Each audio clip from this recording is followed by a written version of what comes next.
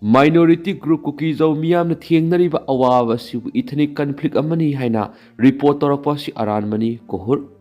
Haukiba sai English singani ka kungo humdoigi me ahumdigi tholakkiba hingsai goiba thawdo wathok singa sibu laiba asida lairiba national media singna ethnic conflict amani haina report tawnariba si aran sumda bawap mamani. Mite amani Kuki Jau furuki miyamna thiengnariba awabagi sanga si nakal anigi marakta yamna sauna khenabale. State lengak fail oibadigi ngasisu mitay amadi Kuki Jau furupu anigi marakta awabagi saking mayoknabagi sang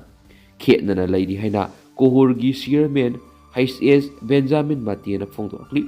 Benjamin Matiana makhatana phongdokta Manipur mitay community singi miyam na sada yankay ka mga state sig apun ba miyam gi sang oiri adubo lamawri ba apun ba mising adugi sada taraga truk tama Kuki Jau furuki miyam na oiri bine.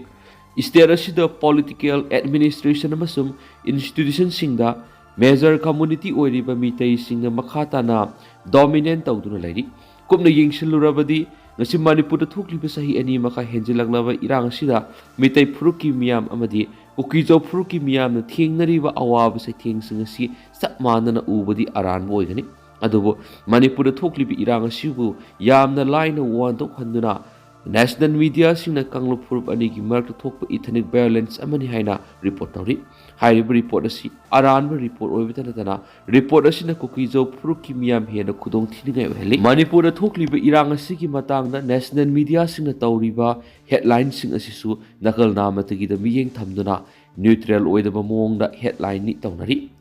lamdam asida thokliba hingsa yawba thawdo wathok sing asida national media singna asumba report tawnabagi dabak balance oiba reporting tawba mathoktai Manipur gi irang asibu national media sina kupna monitor tawduna observe toraba matungna report tawdabani adubo thoklibi irang asigi matangna semdok sadoklaba report yumpham oiduna phongba report sing ayam boiri kohor gi maikei gi Manipur thoklibi hingsa yawba thawdok sing sigi matangda national media singna asumba report phonggadabani haina phongdoklibasi kanagumba kangluprup amatagi mayokta leibanati nakal namatagi yengba miyengda panam thamduna khutling khunai amada democracy kaidongai makhatana hingduna leiba ngamro hani sumangna makhatana phongdokli Manipur da thokliba sahi ani maka henjilaglaba irang sigi matangda kohorgi maikaidigi independence judicial inquiry miyamgi punsi ngak senbada mari lenaba authority na masagi matham ningthina pangthokpa ngamdriba sigi matangda transparent oiba investigation chathakadabani investigation aduda mara leiba miyoi singi mathakta ain goeba action lokadabani IDP singbu rehabilitation amadi restoration ki thabak paikadabani Manipur thukliba thakdok sing asigi matana national media singna media gi ethics ngakna paw phongna na basu kohorgi mekeri gi mari leina basing taksilakli sakhangdaba singna miyamna kian khangalambagi thakdok yengsinna ba governor taksinkri Haukiba thasiki kunga manga mari kunga taruki lona ba Ahing nongyaida Imphal West District ki manung sanba Game Palace Ward number 7 da kusukulai matik sana paiba masing yamlaba miyoi sing laktuna mafam aduna leiba kunja singna kian khangalambagi matakta masagi sahi yamlaba mitei ahalamabu tamthina phuram-bagi thawdo adubu yaningdaba phongdokladuna thawdo asigi matangna miyeng sangduna miyamna piriba aki akhangi thawng asi tawhanbidanaba Rashtriya Seva Sangstan Pariwar India ki RSS Pariwar India ki makeri ki Manipur ki Governor Ajit Kumar Balada aiba sirol pisindro taksinkri RSS Pariwar India ki makeri ki pisin ki basirol aduda thawdo asigi matangna akaknaba matamgi manungda transparent oiba inquiry sathaduna kanana karigi damakta miyamda aki akhang pibigi thawng asi satharambano haibadu leibak miyamgi mafamda khanggadabani Haukiba sai English singani ka kungo humdoi me ahumdigi ngasi phawba leptana thokliba Manipur gi conflict asida Game Palace haidi mafam asi sensitive location da leibana ngasi su mafam aduna leiriba miyoi sing neta daba si mahing amad hingli tha asigi kunga manga mari kunga taruki Ahing nonggai da thokliba thawdo aduna maram oiraga mafam aduna leiriba mitei furuki miyam aduki mati khoirang khosaunaba mi pai thabai loinaduna leiri thawdo asigi matangna mari leinaba authority ki maikaidi ki makhatana tumina lesinba mari thawdo asibu leibak miyamdagi namsindana ba hotnarabadi security da leibak miyamna thamliba thajabadu mangkigani maram maduna thawdo asigi matangna mari leinaba authority na asumba du thidoktuna mara leiba miyoi sing ain yueba serak piduna Manipur rule of law amuhana restore tawna na hotnagadabani haina taksin khibani haidi Saukhotpa Manipur ohanana hotnaminasi BJP Congress BJP NPP haibana singbigi rajniti gi khetnaba thamdana lairibu wakhalon sing tathok tasin tawduna Saukhotpa Manipur ama ohanana hotnaminasi haina BJP Manipur Pradesh ki President S Sardar Debina phongdokri BJP Manipur Pradesh na BJP mayang Imphal Mandal na punna kusamnaraga India ki Prime Minister Narendra Modi ki samga kunganipan suba Man Ki Baat edition Har Ghar Swadeshi Ghar Ghar Swadeshi Atmanirbhar Bharat Sankalp Abhiyan Vidhan Sabha Sammelan amasung Bande Mataram ki sei samga yangkai suba palan tharam sing mayang Imphal Thana Awang Laikai ta leibu Khoman Multipurpose Hall pangtokri Thauramadu BJP Manipur Pradesh ki President Adhikari Mayum Sardar hai Manipur English singani ka kunga humdagi me humdagi tholakiba irang hausuk tapna tapna nem tharaktuna mausagi nena tapa phibam dhanjilakni IDP khradi masa masagi hanagi yumda hanjinduna laikibasu yauri haina palladuna mayumda hanjinba ngamdana laibasu yauri hausuk makhoina masa masagi mayumda hanjin hanbiyu haina demand tawbusu leiri Manipur thokliba irang asi state asida lairiba miyamna rajniti gi khetnaba thamdana amat oina kusamdana thabak tawminnarabadi irang asi nem thanduna mausagi nena taba phibam purakpagi thabakta hena khumang yangsilamgadabane ki miyamna awaba taringaida rajniti khak tawroidabane haiba wafam phongdokladuna mangna hai ngasi phawbada BJP Manipur Pradesh ki president ama oina amasum party gi thapubasingna miyamgi sentiment yenglaga silent oina tumina lairakibani BJP na tumina lairabasu Manipur gi irang asigi manungda IDP amasum miyamgi damak activity di sara samagi thapak tawri Manipur gi irang asi hek tholakpaga CM Banglow da MLA sing punna amasum party gi thapubasing yauna ahing tumdana irang asi control tawnaba honakhi irang horakpa sahi adugi me tareta gi BJP Manipur Pradesh na state asigi tungan ba mafam singi relief camp sing da lairiba miyam gi mateng pangduna lakhi political party kya gi manungda BJP na khwai digi hena awaba taraba miyam gi mateng panghi Manipur haujuk phawbada relief camp na lairiba IDP singi damak BJP party amasum MLA singna pangbi aba mateng pangduna lakli relief camp singda mathau taba polam sing phanganaba honaduna lakli heba wafam mangna phongdokli IDP mirolabi kayana relief camp na laibada thengnagadaba awaba kayadagi ngakthoknaba tongan mirolbi singi oiba relief camp ama BJP na asangba senfam puthokduna mateng pangduna lakhi heba wafam thamnaduna Manipur political party kharana mamingtagi oina Sana thaknaba khara puraga IDP singbu yamna nungsiba saduna mateng panglaga social media ra thaganaba honaba du BJP di tawkhidi haba wapam thapki bangna hai Manipur kannanaba honabada rajniti gi khenaba amata thamloisi asan ba miyeng thambagi makhara Manipur kannanaba honaminasi Congress BJP NPP haina party khenaba amata thamloisi iramdam asida sajaba polam sing sijinaduna lamdam asigi economy phagat hananabagi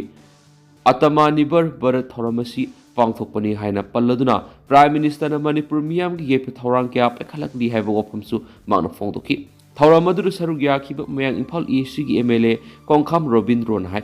laibaki oiriba phibam asida political gi oiba hondok hunjin tawba tokshi irang asigi saitheng nangliba awaba taraba miyam amasum IDP sing gi yepe thorang mokhoibu khunda leita hanabagi thorang pekhatpagi mahutta aikhoi masiel gi marak political gi oiba Hodong Hunjin Tokshi haina palladuna ekhoi amat oina punsinduna Manipur bu mahoksagi nena taba phibam purakna bu khona saiki idea of Manipur gi wakhalon galoina BJP Congress NPP amasum atai political party khudima ki mihutsinga ekhoi masiel gi marakta hodong hunjin tawduna leibiki muhutta idea sing puthokmina duna lamdam asibu amukta punna nena taba phibamda leiba iramda mamu ohenana bu khona si hebo wapum thamki Manipur English singani ka kungo humdoi gi me ahumdagi tholakibi irang adugi matamdagi horaga nongmata phawba masa miya marakta tholaktuna lamdam asida santi hanjinabigi wafam haidraga mayang Imphal lanjenarakuna leiriba IDP singi marakta nongmata oirabasu satuna wafam amata haidraga amasum mateng pangdraga haujik mikhal matam nakshilakli haiduna bot khomagi campaign horakpa si leibak thibene bo wafam su mangna phongdokhi hauramaduna Manipur Legislative Assembly gi speaker thoksom saitrabata Wangjing Tentha AC gi MLA Paunom Rojen Kairau AC gi MLA Lauremam Rameswar Lamlai AC gi MLA KS Ibomsa Oripok AC gi MLA KS Ragumani Thangi AC gi MLA Tongram Robindro Ziribam AC की MLA MD Asabuddin BJP Manipur Pradesh की General Secretary K Sarat Kumar BJP Manipur West District की President PH Phoni, BJP Mayang Imphal Mandal gi President Irom Rabi yauna Mayang Imphal AC gi polling station kya digi lakpa miyoi kya na saruk yakhi. Thauramadu Mayang Imphal AC gi manung Chief Minister gi All Age Pension Scheme, differently able persons gi pension scheme amasum Manipur able laikhidraba singi pension scheme gi nauna sava card singsu yentokhi.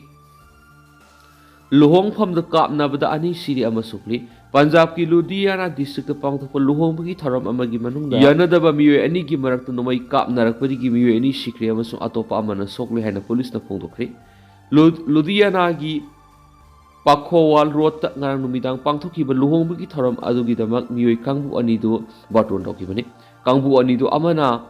Shubham Mota kauba amana lusingmani amasum atopa duna Angkur kauba amana lusingmani. Makhoi anima case kiyamuk mayuk naribani haina police na phongdokli. Police officer lamana phongdokpagi matung ina kangbu ani do luhong phamdu da thengnabaga loinana ahanba wapum kharagi mata marai taungnarakhi amasum matungna khuthoknarakhi. Luhong bagi tharam du yaw lakhiba miyoi kharna makhoi khamdoknaba honaki dubo kanaba phangkhidi haina phongdokla duna mahnaki. Khuthoknarambadigi kangbu ani do nungmai kapnarakhi. Nungmai kapnabaduda Basu Sopra amasum Niru kauba luhong bagi tharam du yaw lakhiba mi ani sibaga loinana atopa amana sokhi haina mahna phongdokli. Official singduna ki thaudo adugi matung equis adu mafamdudagi siena khibaga loinana police na makhoi mathakta Bharatiya Naya Sanitya amasum am eki makhar case amana khotkhreri. Parliament gi ningtham mifam ngasi digi hauragani Manipur GST second amendment bill puthokadori. Sitting taraga manga legadaba parliament ki ningtham mifam hayeng digi haibadi ngasi digi hauragani. Session asi thasi ki taraga mapan phabu pangthokani. Session asi da Manipur GST second amendment bill 2025 puthoktuna khanana sem sakri. Bill asi na hana satnariba ordinance adu gi mohut singadoribani. Pangthokodoriba ningtham mifam asi ki damak ngasi political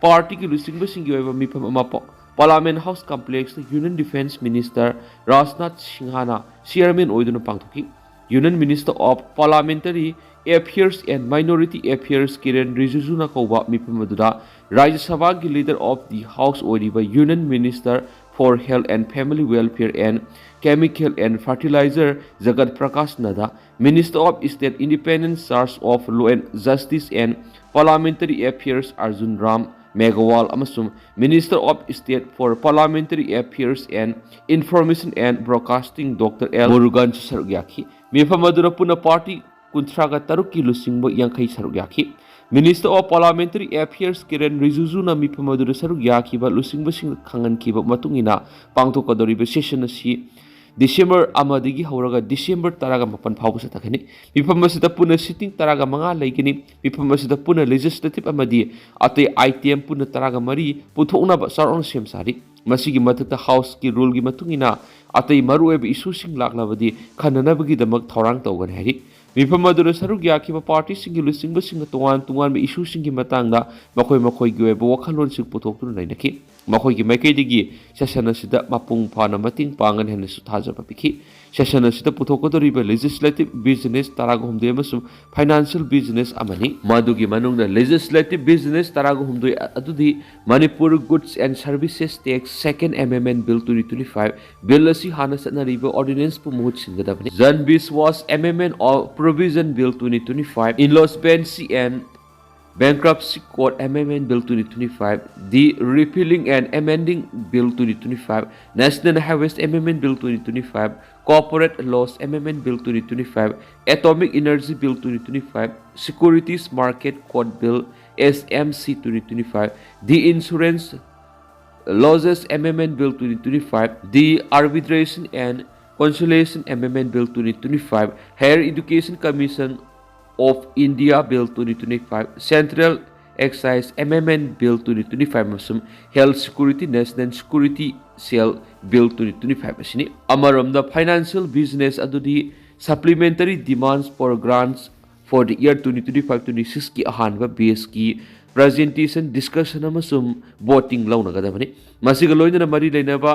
appropriation bill sing introduction consideration amasum passing natragana written tawgadabani Mizoram the Myanmar refugees are 61.95 biometric drive to register tawri. Mizoram the Myanmar the Sangsilakma refugees are 62.95 biometric drive to foreigner identification portal gi khutangna register tawre haina Mizoram gi state home department report tawkhre Mizoram gi state home department gi report aduna hai biometric enrollment drive asi sahi sigi July thagi rusilako saruk aukibani drive asi state asigi district 13 de satakibani Mizoram gi home department gi official amana phongdopagi matungina Mizoram na sangjapam lawduna lairiba Myanmar gi refugee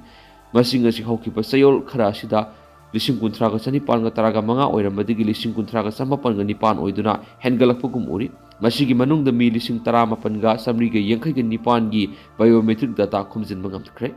Myanmar ga thangnari ba samphai district pun refugee lising tarahom de ga songa enroll tokre adubo enrollment gi sanga si sa na nifugo humdu gi makha da lei official sing phongdo pagi matung ina register tawba tapli ba si technically khudongsa da leiba masu refugee gi sang yambana ni hari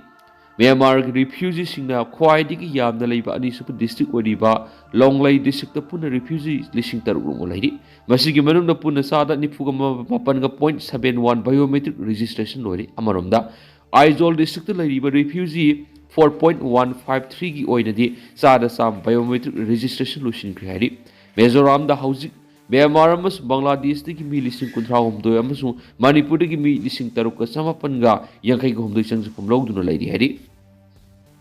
Scheduled tribe status PU haina candle thanduna protest tawkhre Assam da lariba Manipuri community da